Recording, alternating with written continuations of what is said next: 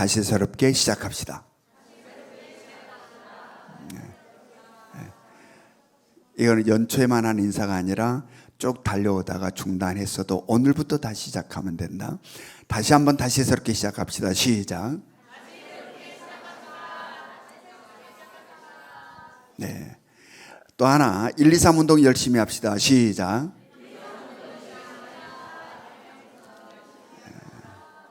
보니까 1, 2, 3 운동 안 하신 분은 그냥 입 딱 다물고 인사만. 그래도 1, 2, 3 운동 열심히 합시다. 소리 내서 시작. 네. 지금 우리 교회 1, 2, 3 운동 때문에요, 교회 분위기가 많이 바뀌었어요. 작년하고는 전혀 다른 새벽 기도가 굉장히 많은 성도님들이 새벽 기도를 드리고 있어요. 교회의 건강은 새벽 기도에 있습니다. 새벽 기도를 보면 그 교회가 지금 살아있는지 죽어있는지 알 수 있어요. 죽어있는 교회는 새벽 기도가 완전히 전멸입니다.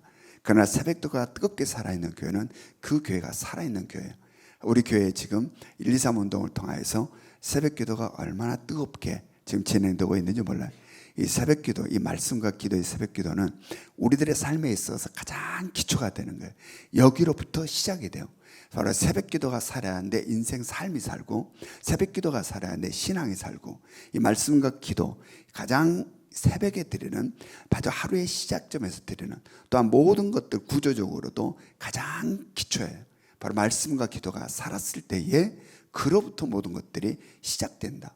그래서 바로 이 새벽기도 1, 2, 3 운동, 여러분을 괴롭히는 것이 아니라 살리는 운동이다 생각하시고, 꼭 1, 2, 3 운동에 모두 아직 동참하지 못한 성도님들은 꼭 동참하셔서 하나님이 주시는 이 놀라운 은혜의 기회를 놓치지 않기를 원합니다.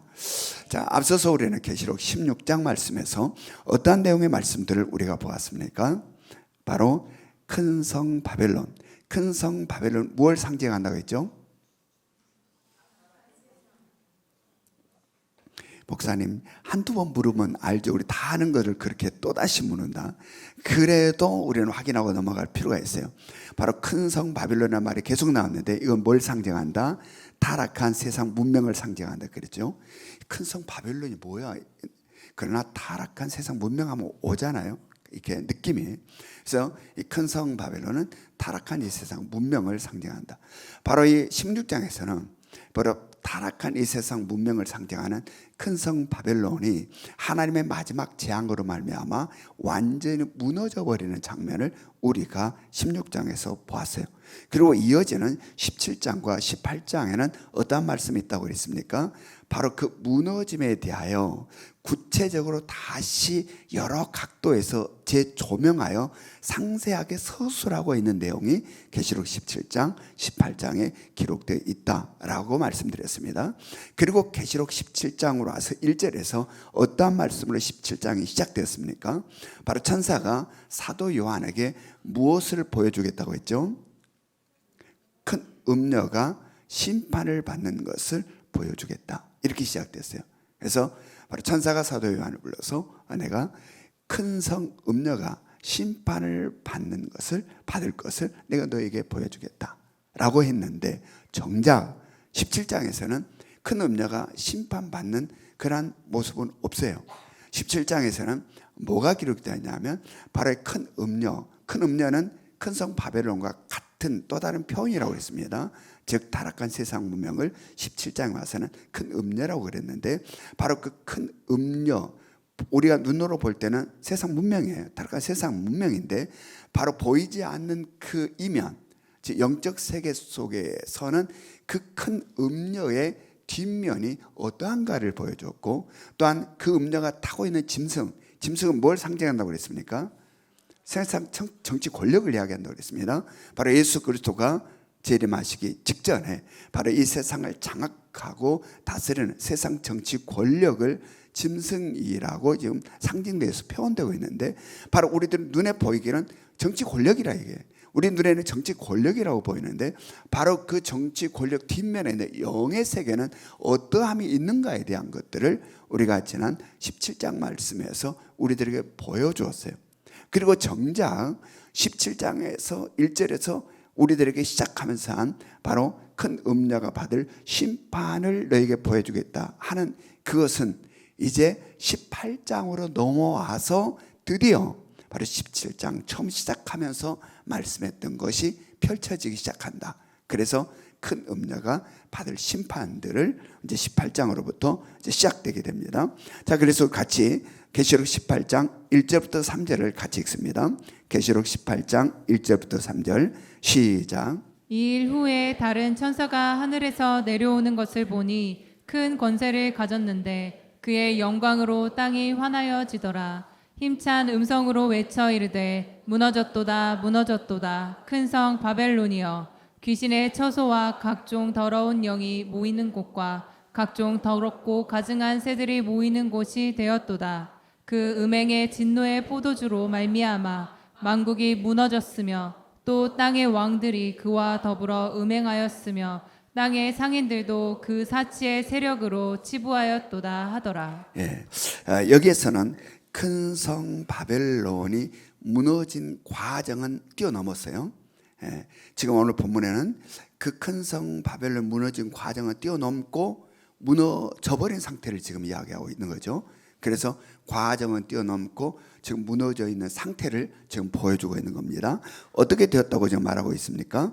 귀신의 처소와 각종 더러운 영이 모이는 곳과 각종 더럽고 가증한 새들이 모이는 것이 되었도다 라고 이렇게 지금 무너진 상태를 우리들에게 이야기해 주고 있는 겁니다. 그토록 화려하고 멋지고 아름다웠던 바로 이 세상 문명, 이 큰 성 바벨론이 완전히 무너져서 폐허가 된 바로 음산하고 스산한 도시를 연상케 하는 지금 말씀이에요. 자, 우리가 사진 하나 보겠습니다.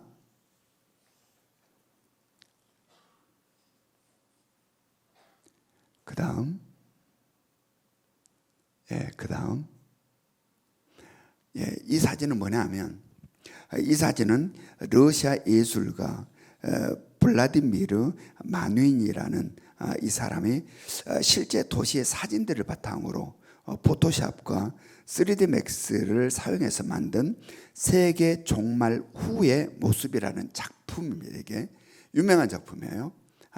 실제 사진, 이게 어디가 뉴욕이었어요? 제 첫 사진이 뉴욕이었죠.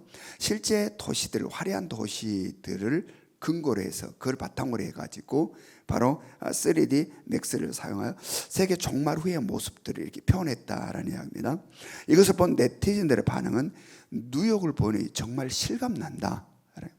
뉴욕을 보니까 그 사진을 보니까 정말 실감이 난다. 또 어떤 사람은 정말 종말이 되었을 때 이렇게 되는 걸까라는 등등의 반응들이 있었다고 합니다. 자, 오늘 말씀은 이렇게 눈에 보이는 타락한 세상 문명, 이것을 상징하는 큰 성 바벨론이 하나님의 마지막 재앙으로 말미암아 완전히 초토화가 되어버리는 그러한 뒤에 무너진 모습들을 보여주고, 그 보이는 면에서는 볼 수 없는, 즉 우리 눈으로 볼 수 없었던 바로 보이지 않는 영의 세계를 지금 말씀을 통하여 우리들에게 보여주고 있는 거죠. 바로 그것이 다 무너진, 보이는 이 면들이 다 무너진 다음에 보이지 않는 영의 세계가 얼마나 더럽고 추접한지, 바로 그 영의 세계를 지금 폐허간 도시, 폐허가 된 도시의 모습들로 우리들에게 지금 연상케 하고 보여주고 있는 거예요. 제가 예전에 대학을 다닐 때에 친구들과 가끔 가는 술집이 있었습니다. 제가 이렇게 이야기하니까 목사님이 술을 먹으러 갔나 보다 라고 생각하기 쉬운데, 저는 술을 먹으러 간 게 아니라 친구들과 놀다 보면, 같이 어울려서 놀다 보면 끝자락에 야 우리 한 잔씩 하러 가자, 이렇게 이게 될 때가 있잖아요. 그러면은 거기서 안 가라고 빠질 수가 없잖아요. 그래서 같이 가서 이렇게 가는 그런 술집이라는 거예요. 그래서 그렇게 가면 저는 주로 뭘 많이 먹냐면 안주를 많이 먹어요. 술은 안 먹고 안주를 먹는데 뭐가 비싸죠? 안주가 비싸죠. 그러니까 안주를 제가 막 주워 먹어버리니까 우리 친구들이 술집에 갈 때는 너 오지 마라라고 할 때가 있어요. 이게 참 괜찮아요. 그래서 술집 안 가려면 안주를 주워 먹어버리세요. 안주를 막 계속 먹어버리면 너 오지 마 이렇게 되죠. 그런데 이제 그렇게 가끔씩 가는 이런 술집이 있었는데 그 술집이 굉장히 유명한 술집이었어요. 그래서 사람들이 굉장히 인기가 많아서 그 술집을 많이 자주 가는데, 특별히 그 술집은 조명이 아주 특별하게 좋아요. 그래서 조명이 스름하면서 그 푸르스름한 이 조명 불빛이 있는데, 거기에 사람들이 들어가면 웬만히 힘들게 생기지 않은 분은 이 다들 아주 예쁜 남자, 예쁜 여자, 이렇게 멋진 남자, 멋진 이 아가씨들로 이렇게 보이는 거예요. 그 집의 그 조명 아래서는 그렇게 보이는 거예요. 그러니까 그 집에서 첫 만남을 하면 거의 100% 애프터가 성공을 하는 거예요. 다들 거기에 있는 사람은 다 잘생긴 거예요. 다 잘생겨서 거기서 만나고 나면 다 애프터가 성공을 하는데, 그 다음 2차에서는 어떠했는지 제가 통계를 내보지 않아서 몰라요. 여러분들 상상이 맡기는데, 그리고 이 실내 인테리어도 굉장히 잘 돼 있어요. 멋있게 돼 있고 소파도 정말 고급스럽고, 그래서 사람들이 그걸 많이 찾는데, 어느 날인가 제가 대낮에 그 집 앞을 지나게 됐어요. 근데 그날 마치 이 안에 있는 가구들을 다 밖으로 꺼내놓고 청소를 하는 것 같아요. 청소를 다 하는데 이 소파도 막 다 꺼내놓고 청소를 하는 거예요. 근데 청소를 하는데 그 지나가면서 딱 보니 그 소파, 그 고급스러운 소파를 이렇게 보니까 소파 여기저기에 술 먹고 토한 자국들이 여기저기에 있는 거예요. 자국들이 여기저기에 막 있는 거예요. 그 불빛 아래서는 전혀 안 보이는데, 대낮에 이렇게 꺼내놓고 보니까 소파 여기저기에 술 먹고 토하는 그런 흔적들이 많이 나는 거예요. 그리고 심지어는 토할 때 나온 건더기 있잖아요. 건더기? 이 건더기가 여기에 말라가지고, 이게 말라가지고 들러붙어 있는 이런 것도 있더라라는 거예요. 그래서 얼마나 더럽고 역겨운지 그대로 갔을까요? 안 갔을까요? 안 갔어요. 너무 더러워서. 여러분, 이 세상 문명이 그러함을 깨달으시기 바랍니다. 이 세상은 어둠의 땅이에요. 어둠의 땅. 공중고생한 사단마귀 역사는 어둠의 땅. 그래서 이게 눈에 볼 때 화려하고 멋있게 보이는데, 그 조명 아래서 참으로 그렇게 멋있게 보였던 것처럼, 바로 이 세상은 어둠의 땅, 이곳에서는 참으로 멋지고 화려하고 아주 아름답게 보이는데, 그 영의 세계는 추악이 그지없다. 이 실제의 모습을 우리는 언제 직시하게 되고 언제 보게 될까? 바로 마지막 때에 하나님의 재앙으로 말미암아 이 세상이 완전히 부서져 버렸을 때, 이 큰 성 바벨론이, 이 타락한 이 세상 문명이 완전히 깨어지고 부서져 버렸을 때, 우리는 실제의 모습을 직시하게 된다라는 이야기입니다. 오늘 성경은 먼저 바로 큰 성 바벨론이 하나님의 진노가 가득한 마지막 재앙으로 말미암아 처절하게 무너져 버려 폐허가 된 모습을 먼저 보여주셨어요. 아까 우리 읽었죠. 먼저 보여주시고, 이어서 바로 그 배경을, 그렇게 무너진 배경을 우리들에게 말씀해 주고 있는 겁니다. 자, 이어서 갑니다. 계시록 18장 5절 6절. 계시록 18장 5절 6절 같이 읽습니다. 시작. 그의 죄는 하늘에 사무쳤으며 하나님은 그의 불의한 일을 기억하신지라.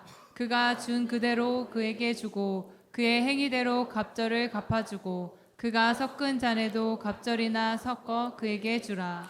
예, 그의 죄는 하늘에 어떠했다는 겁니까? 사무쳤다. 그의 죄는 하늘에 사무쳤다, 이렇게 하죠. 그리고 하나님은 그의 불의한 일을 어떠하신다? 기억하신다. 여기에서 그의 죄는 하늘에 사무쳤다라고 하는 것은 원어적으로 그대로 풀어보면 뭐냐면, 죄가 악교 같은 풀에 딱딱딱 붙어서 쭉 쌓여감을 이야기하는 거예요.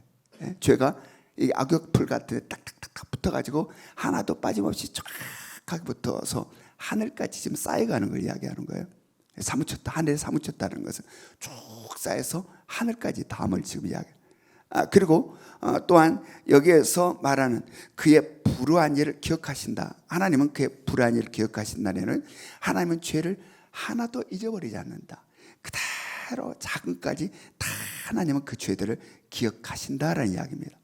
자, 여기에서 우리는 뭘 느낄 수 있습니까?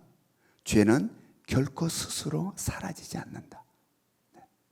죄는 결코 자연스럽게 없어지지 않는다. 근데 우리는 죄가 사라지는 것처럼 느껴요. 죄가 그냥 없어져 버린 것처럼 느껴질 때가 많다라는 이야기입니다. 이런 착각 속에 빠진다. 왜 그럴까? 그것은 하나님께서 죄를 다루시는 방법 때문에 그래요. 하나님이 죄를 다루시는 그 방법 때문에 우리는 죄가 자연스럽게 사라지는 듯 느낄 때도 있고, 또한 없어져 버린 것 같이 느껴질 때도 있다. 그러나 죄는 결코 그렇게 자연스럽게 사라지지 않는다. 하나님은, 왜냐하면 하나님은 즉시 그 죄를 처벌하시고 징계하지 않기 때문에 그래요. 만약에 하나님이 죄를 지을 때마다 즉시 처벌하시고 징계하시면 어떻게 될까요? 오늘 이 자리에 온전한 몸으로 와 있을 사람 있을까요, 없을까요? 저부터 지금 어디가 어장나 있을 거예요, 어장나. 여기 하나님께서 죄를 지을 때마다 즉시 처벌을 하시고 징계를 하시면 우리 중에 여기 온전함으로 있는 사람 한 사람도 없을 거예요. 어떤 사람은 보지 말아야 될 것을 보았다가 눈을 얻어맞고 눈이 밤탱이가 되어서 온 사람도 있을 것이고, 어떤 사람은 하지 말아야 될 말을 하고 입을 얻어맞아서 입이 이렇게 부어질 것이고, 어떤 사람은 가지 말아야 될 곳을 갔다가 하나님으로부터 다리를 얻어맞아서 기부스를 하고 있을 것이고, 우리 노예일 이야기한 게 아니에요. 그냥 이거 관계없는 거예요. 또 여러분들이 노예 이게 어디 잘못된 데 갔나 보다, 이렇게 할 필요가 없어요. 가지 말아야 될 곳 갔다가 다리를 얻어맞아 다리를 기부스하는, 또 하지 말아야 될 거 하다가 손을 얻어맞아 손에 기부스를 하고 있는 사람도 있을지 몰라요.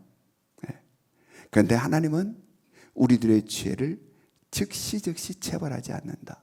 참고 또 참으시고 기다리시고 또 기다리신다.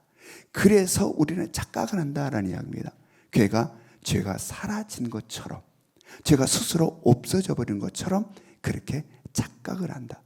그런데 죄는 결코, 오늘 말씀에서 우리들에게 가르쳐주고 있는 것은 죄는 결코 사라지지, 자연스럽게 스스로, 죄는 절대로 스스로 사라지지 않는다. 그것은 다 하나씩 그대로 쌓여간다. 하나님은 그 모든 것들을 다 기억하신다. 그리고 임계점에 이르렀을 때 참고 또 참으시고 기다리고 기다리시다가 쌓여 임계점에 이르렀을 때 하나님은 비로소 죄에 대한 징계를 하신다라는 이야기입니다. 그러므로 우리는 어떻게 해야 될까요? 이제 죄는 이런데, 지금 하나님이 가르쳐준 죄는 이러한데, 그렇다면 우리는 어떻게 해야 될까? 죄가 쌓여가지 않도록 날마다 예수 그리스도의 십자가 앞에 엎드려서 우리들의 잘못을 고백하고 자백하여 용서함을 받는 일, 바로 이 일이 우리에게는 참으로 중요함을 깨달을 수 있기로 합니다. 쌓여가지 않아야 된다. 쌓여서 임계체에 이르르지 않아야 된다. 날마다 주님의 십자가 앞에 엎드림이 있어야 되고, 나의 삶을 뒤돌아보며 나의 잘못된 것들을 고백하는, 그래서 용서받는 회개가 우리 가운데 있어야 된다. 요한일서 1장 9절 말씀 우리 같이 읽습니다. 요한일서 1장 9절 같이 읽겠습니다. 시작. 만일 우리가 우리 죄를 자백하면 그는 미쁘시고 의로우사 우리 죄를 사하시며 우리를 모든 불의에서 깨끗하게 하실 것이요. 아멘. 바로 이것이 예수 그리스도를 믿는 우리들에게 주어진 놀라운 은혜임을 깨달으시기 바랍니다. 그래서 바울은 뭐라고 이야기합니까? 내가 자랑할 것은 딱 한 가지밖에 없다. 그것이 뭐라고 그럽니까? 십자가. 나는 오직 예수 그리스도 십자가만을 자랑한다. 그런데 큰 성 바벨론은 이 죄를 쌓아만 간 거예요. 계속 쌓아갔다라는 이야기입니다. 그래서 임계치에 도달함으로 말미암아 마지막 종말 때 이 죄가 그대로 계속 쌓여가 임계치에 도달하여 마지막 종말 때 하나님의 진노가 가득 담긴 7대접 재앙을 통하여서 완전히 무너지게 되었다. 이렇게 완전히 타락한 세상 문명을 상징하는 큰 성 바벨론이 이렇게 처절하게 무너져 버렸는데, 바로 그렇게 처절하게 무너지는 과정 속에 쌓아간, 그러니까 죄를 쌓아갔다고 그랬죠. 그 쌓아간 모습이 어떠했는지를 성경 우리들에게 보여주고 있어요. 자, 계시록 18장 7절부터 8절. 계시록 18장 7절부터 8절. 우리 같이 읽습니다. 시작. 그가 얼마나 자기를 영화롭게 하였으며 사치하였든지 그만큼 고통과 애통함으로 갚아주라. 그가 마음에 말하기를 나는 여왕으로 앉은 자요 과부가 아니라 결단코 열당하지 아니하리라 하니 그러므로 하루 동안에 그 재앙들이 이르리니 곧 사망과 애통함과 흉년이라. 그가 또한 불에 살라지리니 그를 심판하시는 주 하나님은 강하신 자이심이라. 아멘. 자, 밑줄 친 부분만 다시 한번 읽어봅니다. 그가 시작. 그가 얼마나 자기를 영화롭게 하였으며 사치하였든지 네, 그 다음 또 그가 마음에 시작. 그가 마음에 말하기를 나는 여왕으로 앉은 자요 과부가 아니라 결단코 애통함을 당하지 아니하리라 하니. 예, 이것은 철저하게 하나님을 배제시켜버리고 자기가 중심에 있는 인간 중심의 삶을 지금 이야기하고 있는 거예요. 그리고 더불어서 하나님의 영광을 가로채고 그리고 교만이 크게 이르는 상태를 지금 우리에게 말씀해 주고 있는 겁니다. 바로 이것이 죄를 쌓아가는 큰 성 바벨론의 모습이고 이것이 죄를 쌓아가는 타락한 이 세상의 문명의 모습이다라는 이야기입니다. 바로 타락한 세상 문명 얼마나 화려하고 멋지고 아름답습니까? 영원할 것 같잖아요. 여러분 우리도 지금 살아가는 이 세상 문명 얼마나 발전해가는 속도가 빠른지. 이렇게 발전하면 어디까지 갈까? 나이가 먹은 게 속상해. 내가 다음에 한 몇십 년 뒤에는 세상이 어떻게 될까? 지난날 내가 어렸을 때와 지금을 비교해보면 어마어마하게 발전했는데 앞으로는 얼마나 엄청나게 발전할까? 그리고 그 세상은 어떠할까? 그 영원할 것 같은 생각이 든단 말이야. 그러나 성경은 거기에 대해서 어떠한 말을 합니까? 계시록 18장 8절 말씀, 계시록 18장 8절 같이 읽습니다. 시작. 그러므로 하루 동안에 그 재앙들이 이르리니 곧 사망과 애통함과 흉년이라. 그가 또한 불에 살라지리니 그를 심판하시는 주 하나님은 강하신 자이심이라. 아멘. 보기에는 참으로 화려하고 아름답고 멋지고 그리고 이렇게 발전하면 도대체 어때까지 어느 어떤 세계까지 발전해 갈까? 막 기대만이 가득한 영원할 것 같은 이 세상 문명. 그러나 하나님 뭐라고 이야기합니까? 하나님의 심판으로 말미암아 한순간에 끝난다.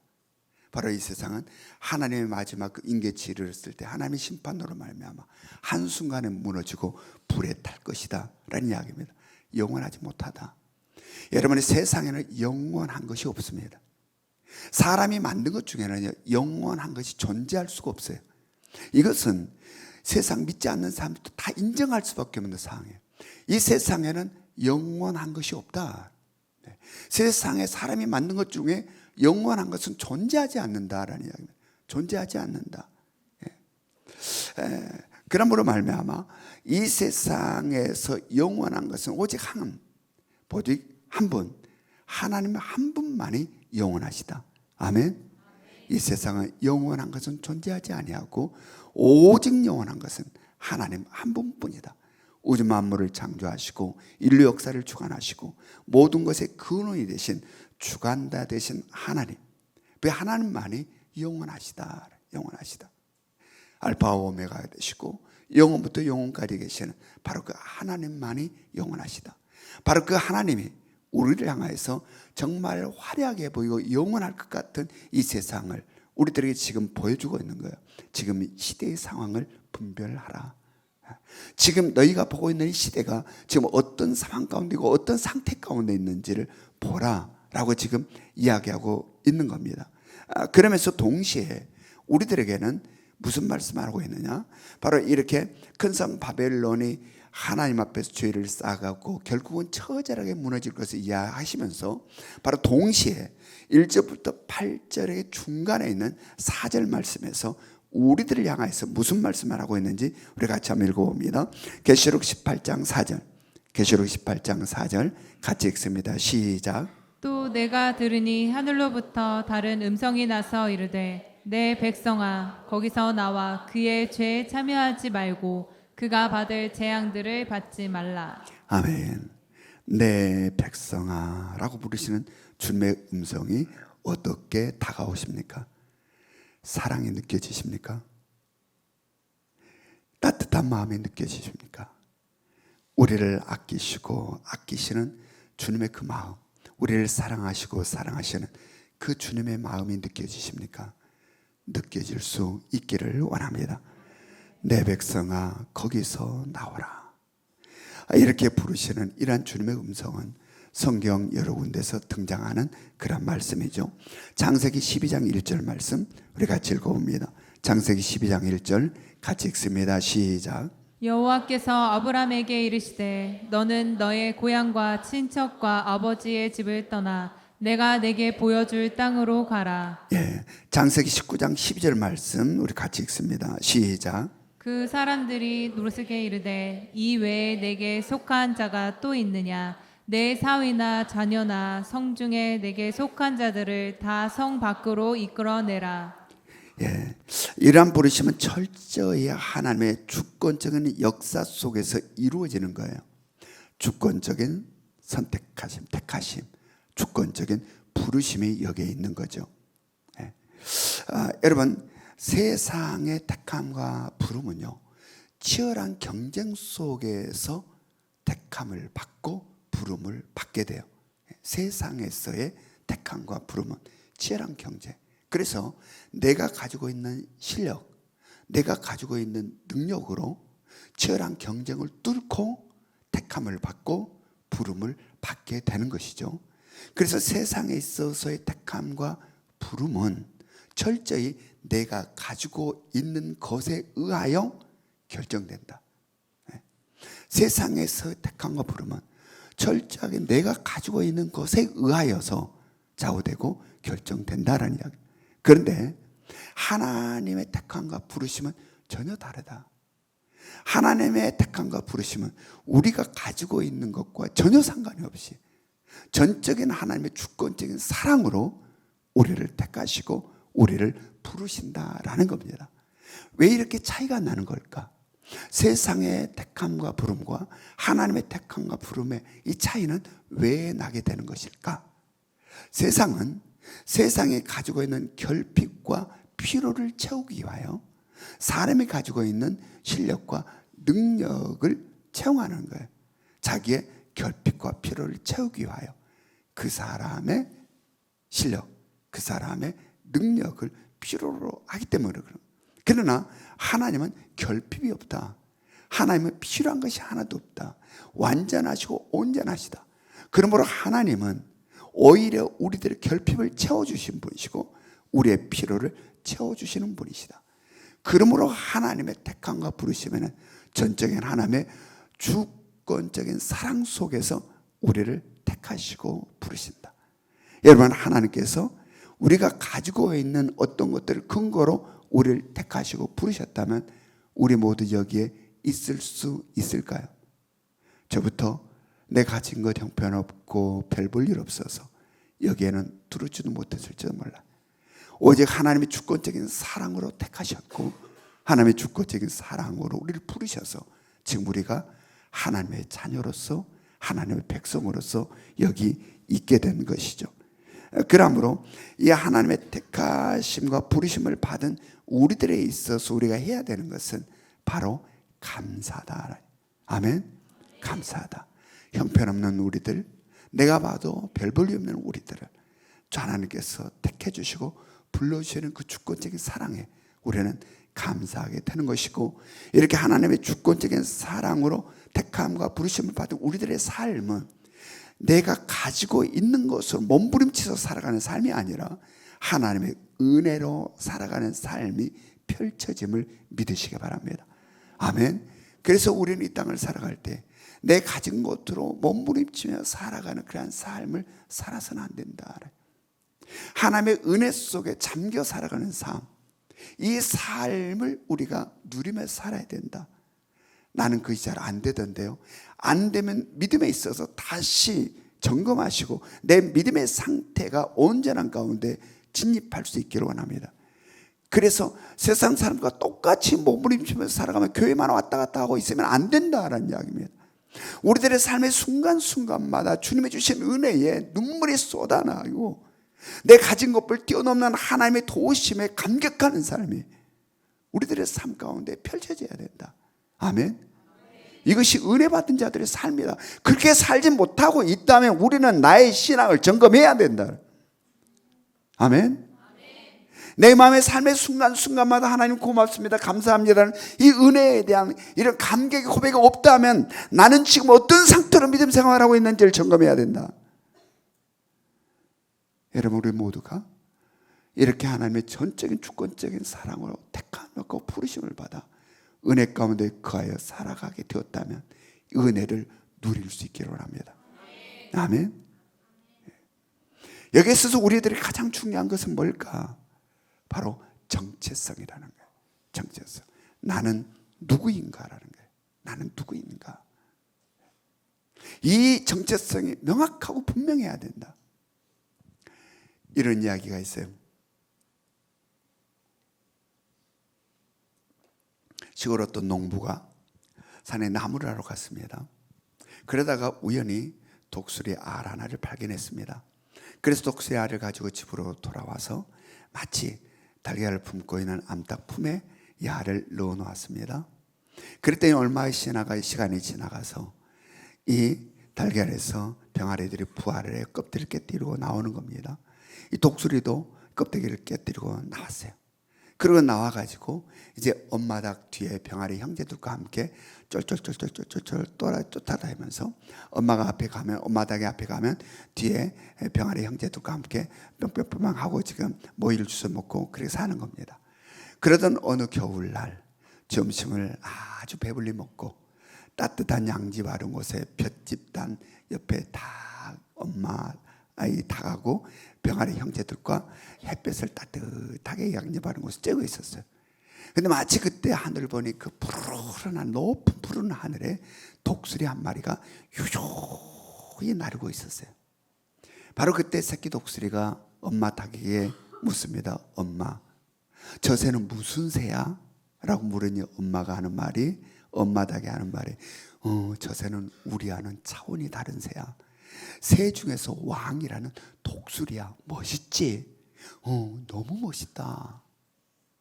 그리고 일어나서 병아리 형제들과 함께 엄마 닭 뒤를 쫄쫄쫄 따라가면서 모이를 먹고 살다가 죽었대요.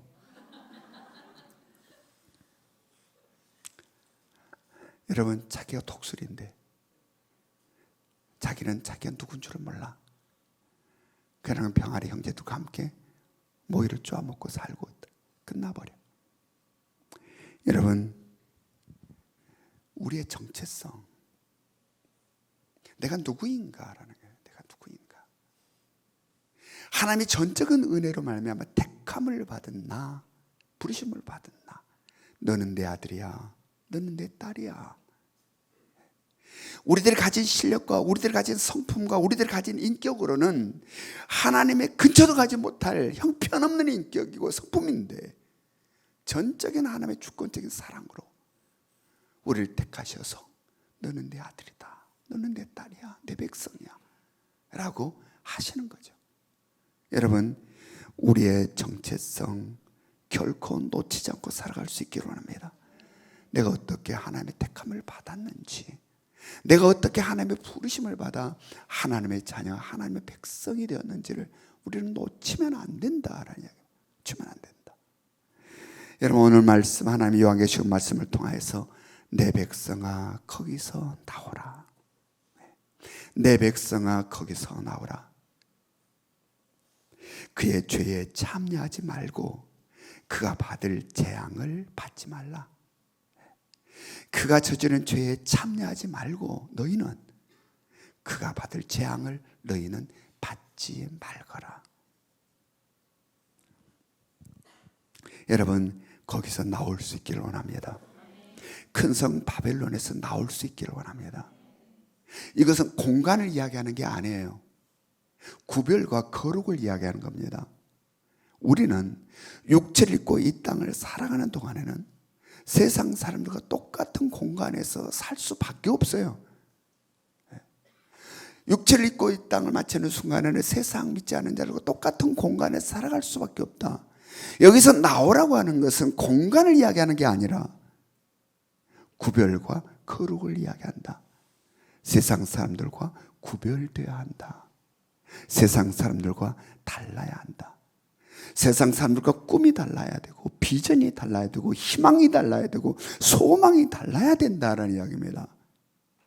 가치관이 달라야 되고 인생관이 달라야 되고 삶의 목적이 달라야 되고 삶의 방법이 달라야 된다. 세상 사람과 똑같으면 안 된다라는 이야기입니다. 삶의 목적이 왜 살고 있는지가 똑같아서는 안 된다. 구별돼야 된다. 구별되고 있습니까? 내 지금 머릿속에 있는 간절한 소망과 바람이 세상 사람들과 다른지 똑같은지, 내가 이루고 싶은 꿈과 소망과 희망이 세상과 똑같은지 다른지, 우리들의 시선은, 우리들의 생각은, 우리가 마음에 품고 있는 것은 세상과 다른가 똑같은가, 달라야 된다고 이야기합니다. 구별돼야 된다. 나오라. 거기서 내 백성아 거기서 나와라. 로마서 12장 2절 말씀을 읽습니다. 로마서 12장 2절 같이 읽겠습니다. 시작. 너희는 이 세대를 본받지 말고 오직 마음을 새롭게 함으로 변화를 받아 하나님의 선하시고 기뻐하시고 온전하신 뜻이 무엇인지 분별하도록 하라. 아멘. 사랑하는 성도 여러분, 우리의 정체성이 명확할 수 있기를 원합니다. 나는 누구인가? 질문. 나라는 존재는 누구인가? 나는 누구인가를 한번 물으시기 바랍니다. 그리고 이 질문에 주저함이 없이 명확하고 확실하게 이야기할 수 있어야 된다. 우리 모두가 그러할 수 있기를 원합니다.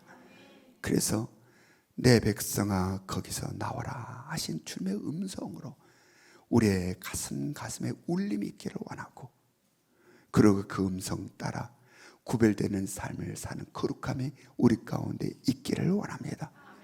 그래서 이 거칠고 험한 세상을 살 때에 세상 사람들은 수많은 것들로 무너지는 순간에도 결코 무너지지 아니하고 항상 기뻐하라 범사에 감사하라.